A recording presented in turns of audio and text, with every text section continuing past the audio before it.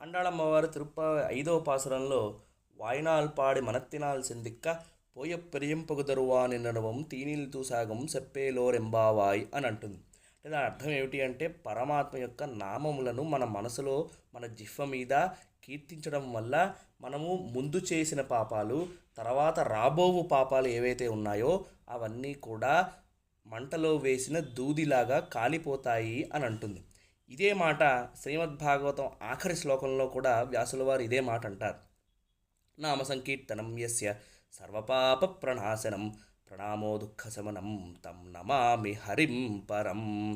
ఆ నామములు, పరమాత్మ యొక్క నామములు కీర్తించడం వల్ల మన పాపముల రాశి కూడా అంతా దగ్ధమైపోతుంది అని చెప్పి శ్రీమద్భాగవతం కూడా చెబుతుంది. కాబట్టి ఎటువంటి భాగవతోత్తముడికైనా అండళమ్మవారైనా ఎవరైనా సరే వాళ్ళందరికీ కూడా మూల గ్రంథము ఏది అంటే శ్రీమద్భాగవతమే. హరే కృష్ణ.